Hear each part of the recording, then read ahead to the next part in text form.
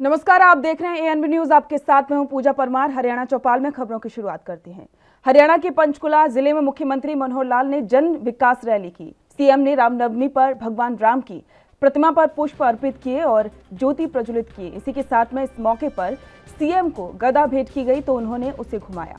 इस मौके पर जनता ने जय श्री राम के नारे लगाए। सीएम ने पशुपालन और डेयरी उद्योग के लिए लोन के इच्छुक आवेदकों को भी लोन पत्र दिए और साथ ही लाभार्थियों को आयुष्मान भारत योजना हेल्थ इंश्योरेंस के प्रमाण पत्र वितरित किए। सीएम मनोहर लाल ने अपने संबोधन में कहा कि अपने बचपन से एक छोटे से गांव से शहर बन गया। राज्य पंचकुला राज्य की मिनी राजधानी है। जिस गति से इसका विकास होना चाहिए था, पूर्वी की सरकारों ने इसे छोड़कर गुरुग्राम पहुंच गई है। गुरुग्राम हमारा आइकॉन शहर है। गुरुग्राम हमारी आर्थिक राजधानी बन चुकी है। तो पूर्व वक्ताओं ने आपके सामने सब रखे हैं। विषय शुरू करने से पहले मैं आपको आज का जो पवित्र दिन है, आज रामनवमी का दिन है, इस रामनवमी की बहुत बहुत बधाई और बहुत बहुत शुभकामना देता हूं। इस सभा में विषय तो एक ही है, पंचकुला, विकसित पंचकुला। पंचकुला हमने अपने बचपन से हम देख रहे हैं, एक छोटे गांव से एक शहर बनता ध्यान में आया। लेकिन जिन्होंने पंचकुला बनाया तो इसलिए था कि प्रवेश द्वार ऑफ हरियाणा, पंचकुला इस देश की मिनी राजधानी, यहां के कितने ही दफ्तर हमारे प्रदेश के जो राजधानी के दफ्तर होते हैं वो पंचकुला में है। जिस गति से यह विकास होना चाहिए था वो शायद पूर्व की सरकारें इसको छोड़कर और विकास के नाम से गुरुग्राम पहले पहुंच गई। निश्चित रूप से गुरुग्राम आज हमारा एक आइकॉनिक सिटी है, एक विश्व में बहुत प्रसिद्ध शहर। इंदिरा गांधी अंतर्राष्ट्रीय हवाई अड्डे के पास 500 जो फॉर्च्यून कंपनीज हैं, उनमें से लगभग 200 फॉर्च्यून कंपनीज के जो वर्ल्ड लेवल के जो ऑफिस कार्यालय वो आज गुरुग्राम में है। आर्थिक राजधानी बन चुकी है। पूरे प्रदेश का जितना रेवेन्यू है, आधे से ज्यादा केवल गुरुग्राम से आता है, बाकी आधा सारे प्रदेश से आता है। लेकिन जब ये विचार आया कि जब पंचकुला को हम अपनी मिनी राजधानी कहते हैं, तो पंचकुला ये क्या गुरुग्राम के बराबर नहीं बन सकता? पंचकुला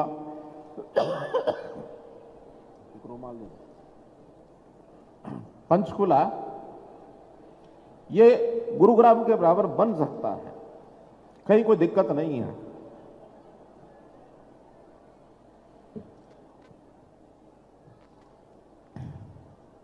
हमने इसका काम शुरू कर दिया है, गुरुग्राम के विकास की नींव रख दी है। और अगर आपने देखा हो तो जैसे गुरुग्राम में Gurugram metropolitan development authority GMDA बनाया, उसी प्रकार से हमने 3 महीने पहले घोषणा की थी कि पंचकुला में भी PMDA बनाया जाएगा। और आज मुझे खुशी है कि उस PMDA की विधिवत शुरुआत ये आज से कर दी गई है। एक अंतर्राष्ट्रीय लेवल का स्टेडियम, जिस स्टेडियम के हॉल में आज हम बैठे हैं, ये उसी का हिस्सा है। अंतर्राष्ट्रीय खेल स्टेडियम ये और कहीं नहीं, हरियाणा में सबसे बड़ा अगर स्टेडियम खेल के लिए चौधरी देवीलाल स्टेडियम बना है तो वो पंचकुला में बना है। बहुत जल्दी एक राष्ट्रीय स्तर का खेलो इंडिया का कार्यक्रम, जिसमें 14,000 लोग पूरे देश भर के यहां आएंगे, वो 10 दिन का कार्यक्रम यहां होने वाला है जून के महीने में, पहला एक कार्यक्रम। तो इस प्रकार से बड़ी बड़ी जो चीजें हैं, पंचकुला का विस्तार,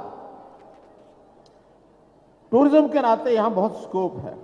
मोरनी में अभी टिक्करताल जो लेक है, वहां स्वयं मैं 2 बार जाके आया हूं। वहां हमने एयर स्पोर्ट्स, वाटर स्पोर्ट्स ये सब शुरू कर दिए हैं और अब तो वहां फुटफॉल बहुत होने लग गया है।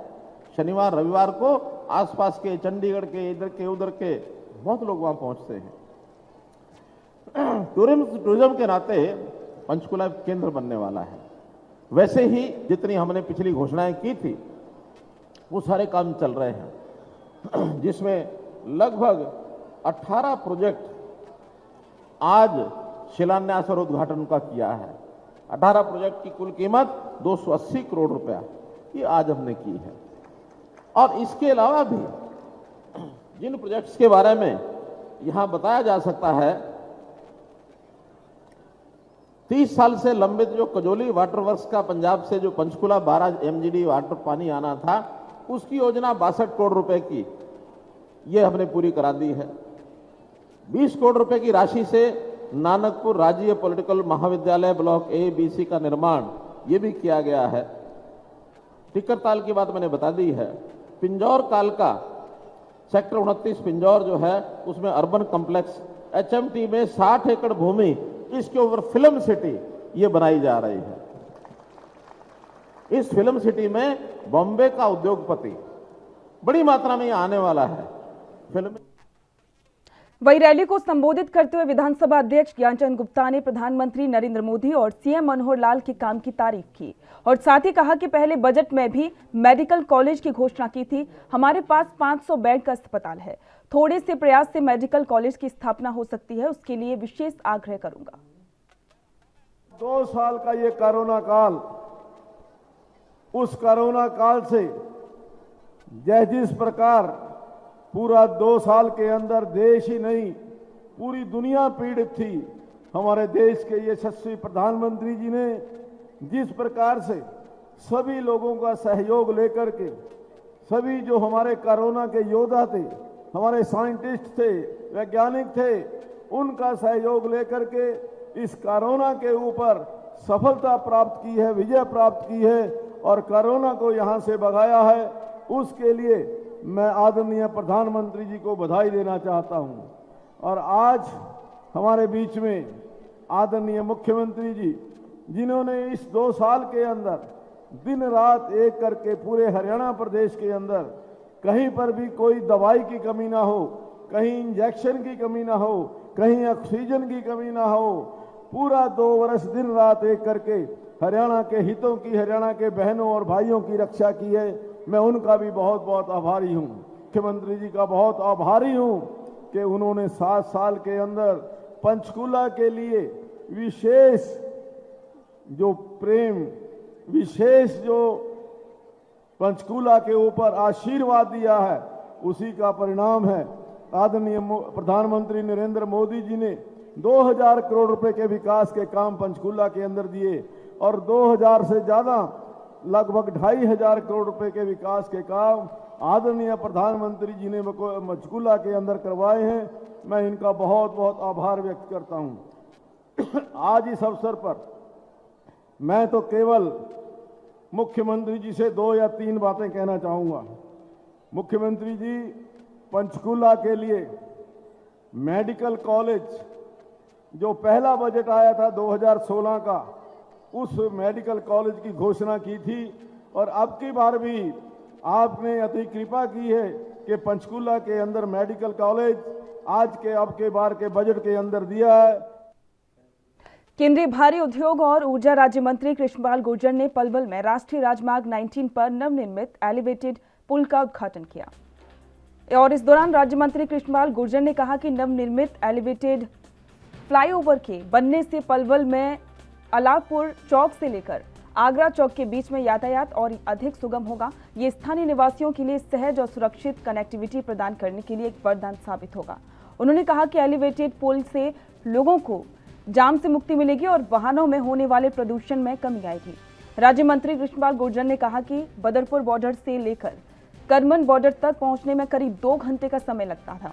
लेकिन एलिवेटेड पुल शुरू होने से 45 मिनट में ये दूरी तय होगी और लोगों का आवागमन सुगम होगा। इसी के साथ में उन्होंने कहा कि गदरपुरी टोल प्लाजा पर टोल की जो दरें निर्धारित की जाएंगी वो भी नेशनल हाईवे अथॉरिटी तय करेगी।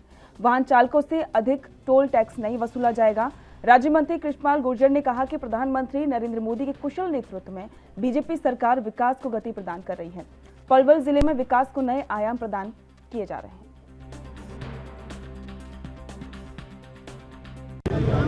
पलवल को जाम मुक्त करने के लिए इस एलिवेटेड पुल की मांग दीपक मंगला जी ने रखी थी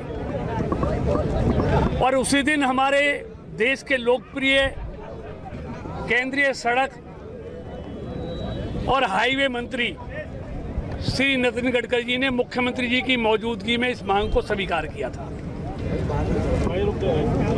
और आज वो 215 करोड़ की लागत से बनकर इस पलवल के एलिवेटेड पुल को बनने के बाद पलवल को जो जाम से मुक्त करने का जो दृढ़ संकल्प हमारे मंगला जी ने, हमने, हमारे कार्यकर्ताओं ने मिलकर लिया था, आज वो देश के यशस्वी प्रधानमंत्री आदरणीय मोदी जी के आशीर्वाद से और माननीय नितिन गडकरी जी की कृपा से आज वो कार्य संपन्न हुआ है। सिर्फ पलवल ही जाम मुक्त नहीं हुआ है, हमारा पूरा इलाका, पूरा फरीदाबाद लोकसभा क्षेत्र आज आवागमन में उसको इतनी बड़ी जो असुविधा थी आज वो समाप्त हो गई है। अब फरीदाबाद बॉर्डर से होडल बॉर्डर जो 2 घंटे 2.5 घंटे में सफ़र तय होता था, अब 45 मिनट में वो सफ़र। इतनी बड़ी सौगात देने के लिए हम आदरणीय नरेंद्र मोदी जी का, आदरणीय नितिन गडकरी जी का और अपने लोकप्रिय मुख्यमंत्री मनोहर लाल जी का अपने लोकसभा क्षेत्र फरीदाबाद की जनता की तरफ से उनका हार्दिक स्वागत और उनका धन्यवाद करते हैं, आभार प्रकट। ये एलिवेटेड पुल ये सिकंदरा में बनना था, लेकिन सिकंदरा में टेक्निकल दिक्कत आने के कारण इसको हमने, जब ये विभाग हमारे पास था, मंगला जी की मांग पर हमने उसको यहाँ से शिफ्ट करके पलवल ले आए। आगरा से पलवल लेकर? हाँ, सिकंदरा से। सिकंदरा में बनना था, इनिशियल वहाँ पर प्रपोज हुआ था जो ये, लेकिन वहाँ टेक्निकल दिक्कत से आ गया, वो सारा पैसा यहाँ ट्रांसफर करके पलवल में शिफ्ट कर दिया गया। तो आज पलवल को जाम मुक्त किया है। पूरे फरीदाबाद के लोगों को, जो दिल्ली, फरीदाबाद, आगरा, मथुरा, कोसी, जो इस पे जाने वाले लोग थे, सबको जो बहुत बड़ी असुविधा का पलवल में आधा पौना घंटे जाम में जूझना पड़ता था, आज उससे मुक्ति मिली है। ये बहुत बड़ी सौगात आदरणीय मोदी जी, आदरणीय नितिन गडकरी जी और मुख्यमंत्री जी ने पलवल के लोगों को दीपक मंगला जी की मांग पर दी है। तो मैं सबको, पलवल क्षेत्र के, फरीदाबाद लोकसभा क्षेत्र के तभी मतदाताओं को भी बधाई देता हूँ। हरियाणा के राज्यपाल बंडारू दत्तात्रेय ने प्रदेशवासियों को रामनवमी की शुभकामनाएं देते हुए कहा कि भगवान हमारे देश के आराध्य हैं, हमें उनके जीवन से शिक्षा लेनी चाहिए। दत्तात्रेय ने कहा कि रामनवमी के दिन केवल भगवान श्री राम का ही इस धरा पर अवतरण नहीं हुआ था, बल्कि एक सभ्यता का जन्म हुआ था। श्री राम ने अपने जीवन काल में न केवल एक समर्पित पुत्र, बल्कि कर्तव्यपरायण राजा, त्यागी भ्राता और उत्कृष्ट पति के रूप में मिसाल पेश की है। उनका उदाहरण दुनिया में कहीं नहीं मिल सकता है। राज्यपाल ने कहा कि भारतीय लोगों को चाहिए कि वे श्री राम के जीवन में प्रेरणा लेकर उनके आदर्शों पर काम करें।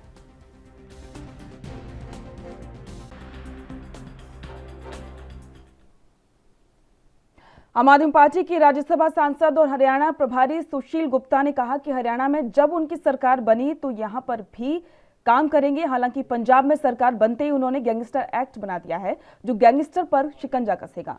गुप्ता ने कहा कि मुख्यमंत्री उनकी पार्टी नहीं बल्कि जनता बनाती है, जिसको जनता चाहती है वो मुख्यमंत्री बन जाता है। उन्होंने कहा कि 2024 में हरियाणा में भी आपकी सरकार बन रही है और तब वो हरियाणा के विकास पर जो रोड मैप है वो तैयार करेंगे। हाल ही में आम आदमी पार्टी में शामिल हुई चित्रा सरवारा ने कहा कि आर्थिक चक्का भी यहां पर बना हुआ है, जब प्रदेश के व्यापारियों की जेब में पैसा हो। चित्रा ने कहा कि जैसे दिल्ली सरकार ने लोक लुभावने ऐसे कई प्रोजेक्ट बनाए हैं जिससे कि लोगों को फायदा हो, इस प्रकार से हरियाणा में भी इसी तरीके से काम किया जाएगा।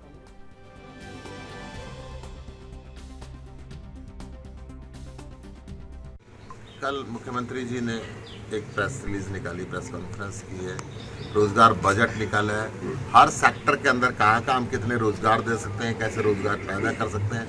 मुख्यमंत्री के नेतृत्व में मनीष सिसोदिया जी हमारे जो शिक्षा मंत्री हैं, उन्होंने कहा था कि हम देश के अंदर पहली ऐसी सरकार बना रहे हैं जो रोजगार देने वाली बच्चे पैदा करेगी, जो बच्चों को ऐसी ट्रेनिंग देगी वो रोजगार मांगे ना, रोजगार दें। और हमने 20 लाख रोजगार देने का एक रोड मैप तैयार किया है।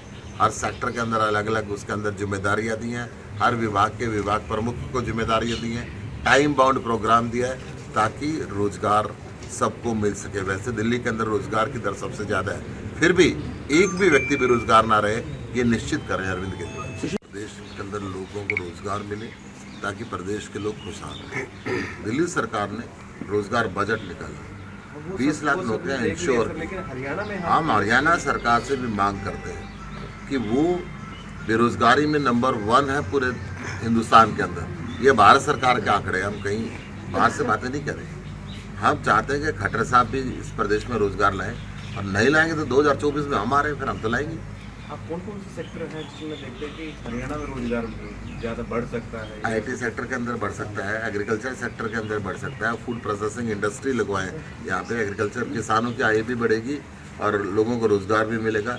गुंडा राज खत्म करें ताकि व्यापारी यहाँ पे अपनी इंडस्ट्री लगा सके। यहाँ पे कानून व्यवस्था की हालत बिल्कुल जीरो हो चुकी है। रोजगार ना मिलने का कारण ये भी है कि नई इंडस्ट्री 8 साल के अंदर नहीं लगी, नए व्यापार यहाँ पे नहीं हो पा रहे। कानून व्यवस्था को अगर दुरुस्त करेंगे, और कानून व्यवस्था भी इसलिए खराब है कि युवक मजबूरी में गुनाह के रास्ते पे चल पड़ा है। डिपार्टमेंट्स को टारगेट्स दिए, फाइल समय पे चलाने का उनको ऑर्डर दिया गया है, और ये भी कहा गया है किसी का काम रुक जाए तो अगली मीटिंग तक वेट नहीं करना, आपने वापस आके दरवाजा खटखटाना है, फाइल चालू करनी है। जो प्रोजेक्ट्स हैं वो रिटेल में, देखिए आर्थिक चक्का तभी चलता है जब आपकी जेब में रुपया होगा और आप उसे मार्केट में जाके खर्च करेंगे, तो ये साइकिल जो कहते हैं हमारा सर्कुलेशन एक तरह से स्टार्ट होता है। और ये इस चीज को हर चारों तरफ से उन्होंने कवर करने की कोशिश करी। उन्होंने industry, food and beverage, retail economy, marketing, Delhi में शॉपिंग हब बनाने का, होलसेल हब बनाने का, इंटरनेशनल फिल्म फेस्टिवल करवाने का, इंटरनेशनल शॉपिंग फेस्टिवल्स करवाने का, उसमें डिस्काउंट्स कैसे करेंगे, स्टेट अपनी जीएसटी किस तरह से घटाएगी, एक से एक इनोवेटिव प्रोजेक्ट्स को यहाँ पर लेकर आए हैं। इसमें इंडस्ट्री का क्या होगा, ग्रीन एनर्जी को कैसे करेंगे, स्मार्ट जो है अर्बन जो है हम फार्मिंग किस तरह से करेंगे, सोलर एनर्जी को कैसे लेके आएंगे। तो इन सारी चीजों को देखते हुए लोगों को ये पता है कि जब अरविंद केजरीवाल जी कोई प्रोजेक्ट, कोई प्रोग्राम लेके आते हैं तो खर्ची कितनी चल रही है। HSSC के दफ्तरों में इसके बिगुल बज रहे हैं, और कमाल की बात है अब तो पर्चों पे भी खर्चे हो रहे हैं। हर एग्जाम का पेपर बिक रहा है, चाहे वो स्कूल का हो, चाहे वो एंट्रेंस का हो। भर्तियां कैंसिल हो रही हैं। सरकार कोई आंकड़े तो लेके आए कि उन्होंने कितनी नौकरियां दी हैं। आज हरियाणा के माँ बाप, हरियाणा का युवा हताश है, लेकिन हम उनसे यही कह सकते हैं कि आपने सोचना है आपको कौन सा मॉडल चाहिए। आपको केजरीवाल मॉडल चाहिए, या आपको जो यहाँ पर जो हम कहेंगे एक लचर व्यवस्था हरियाणा में इस वक्त भाजपा सरकार की नीति के नीचे और खट्टर साहब के नेतृत्व के नीचे चल रही है, आपको ये चाहिए। ये सवाल आज हम जनता से करते हैं, ये सवाल आज हम सरकार से भी करते हैं, और हम आशा करते हैं, हम ये आश्वासन देते हैं हमारे देश के युवाओं को, प्रदेश के युवाओं को, कि आपने आशा नहीं हारनी, आज नहीं तो कल। जैसा कि गुप्ता जी हमेशा कहते हैं, केजरीवाल जी आ रहे हैं।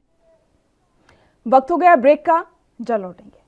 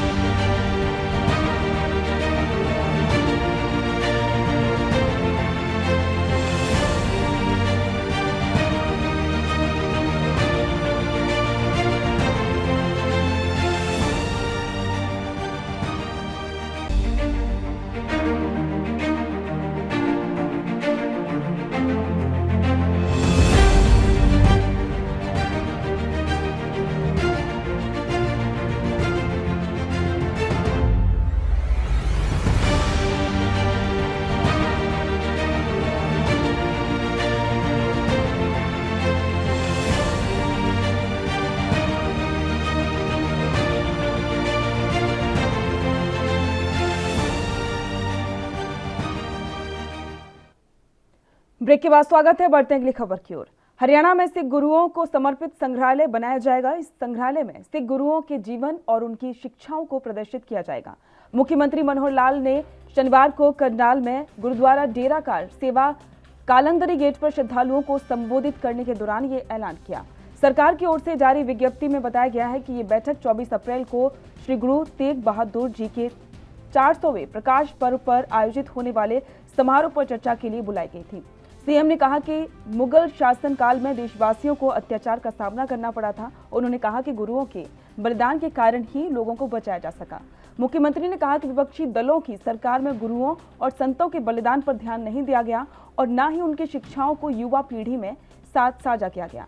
मुख्यमंत्री ने कहा कि हरियाणा की मौजूदा सरकार ने संत महापुरुष विचार प्रसार की योजना तैयार की है, जिसके तहत महापुरुषों और गुरुओं की जयंती मनाने की परंपरा प्रारंभ हुई है।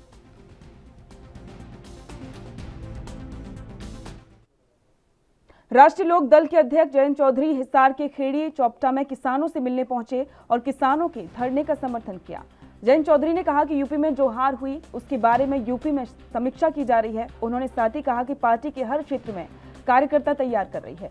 जयंत चौधरी ने कहा कि राजस्थान में पार्टी को खड़ा किया जाएगा, वहां पर मजबूती के साथ में चुनाव के लिए तैयारी कर रहे हैं। हरियाणा में अभी चुनाव लड़ने की उन्होंने कोई मंशा जाहिर नहीं की और इसी के साथ उन्होंने चंडीगढ़ और एसवाईएल को लेकर भी अपने विचार साझा किए।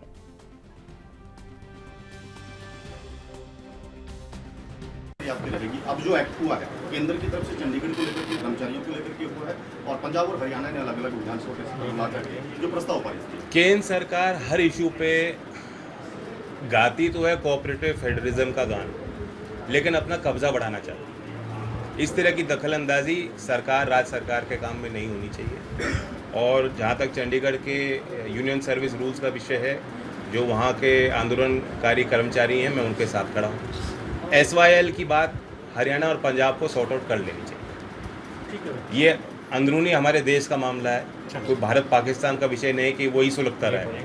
आपस में गंभीर एक एनालिसिस कर रहे हैं, समीक्षाएं कर रहे हैं और ज़िले में जाकर हमारी टीम बैठ रही कार्यकर्ताओं के साथ, उम्मीदवारों के साथ बैठ के ये ढूंढने के लिए कि क्या कारण रहे। जन भावना हमारे साथ थी और प्रचार पे भी प्रतिबंध लग गए, क्योंकि पहले 2 चरण में कोविड के कारण हम सभाएं भी नहीं कर पाए। शायद ये भी एक कारण रहा कि जो हमारा मैसेज था उसका संचार दूर तक हम लोग नहीं कर पाए। बाकी बीजेपी का बहुत बड़ा तंत्र है।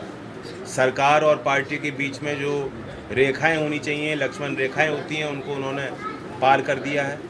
सारे संसाधन जुटाकर दूसरे राज्यों के कार्यकर्ताओं को बूथ बूथ पे लगाकर उन्होंने लोगों का कुछ मन बदला। राजस्थान में हमारी पार्टी है, हमारे विधायक हैं, सरकार में वो शामिल भी हैं और हमारी कोशिश रहेगी कि राजस्थान के विधानसभा चुनाव तक हम अपने पार्टी को और मजबूती दें और ज़्यादा से ज़्यादा क्षेत्र में प्रतिनिधि उतारें। मेरा सवाल भी सीधा सीधा हरियाणा के बारे में। हरियाणा की मैंने कहा मेरी कोई चुनावी मंशा नहीं।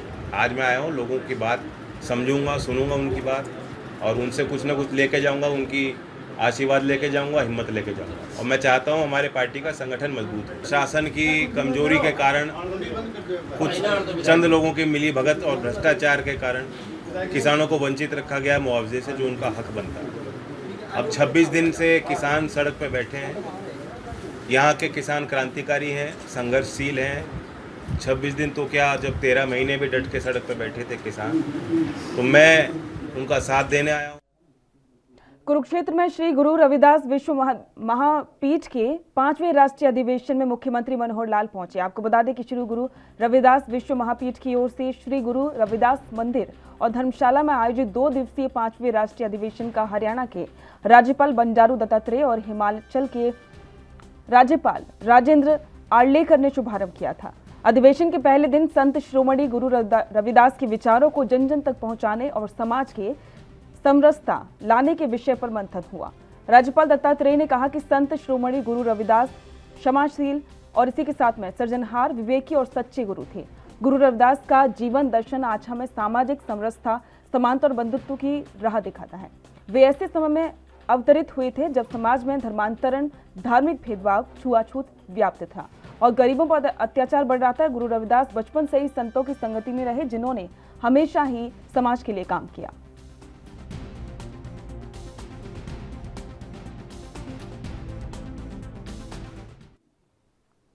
सब्जियों के आसमान छूते दामों को लेकर कुरुक्षेत्र मंडी में सब्जी खरीदने आए ग्राहकों की माने तो पहले पेट्रोल डीजल और बाद में सब्जी की बढ़ती कीमतों से वो परेशान हैं।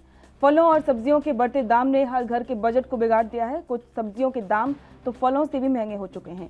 एक नींबू 10 रुपए में मिल रहा है, वहीं अगर 1 किलो नींबू खरीदने जाते हैं तो दुकानदार 200 से 250 रुपए प्रति किलो मांग रहे हैं। उन्होंने सरकार से महंगाई को कम करने की अपील की है।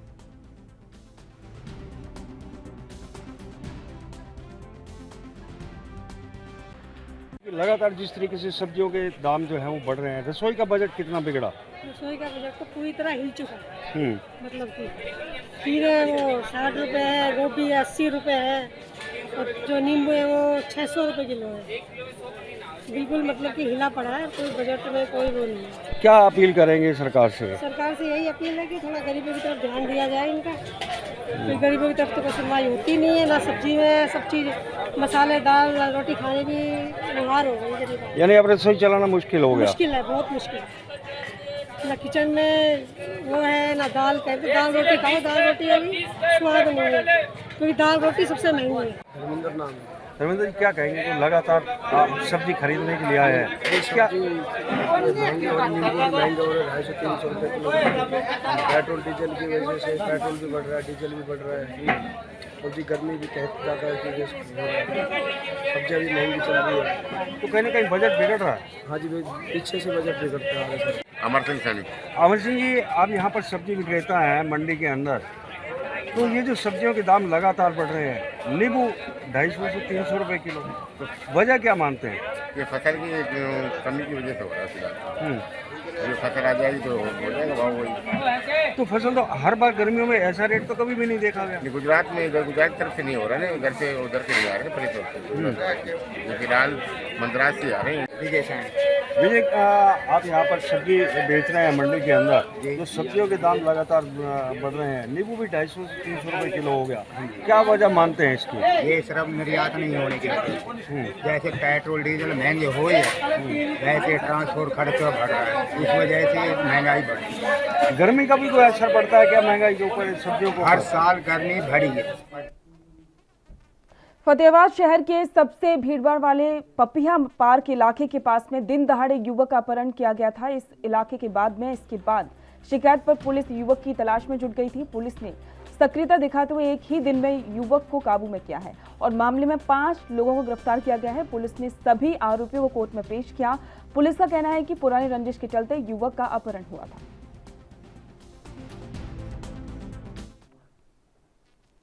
और इसी के साथ में हरियाणा चौपाल में फिलहाल इतना ही। देश दुनिया की तमाम खबरों को जानने के लिए देखते रहिए ANB न्यूज़।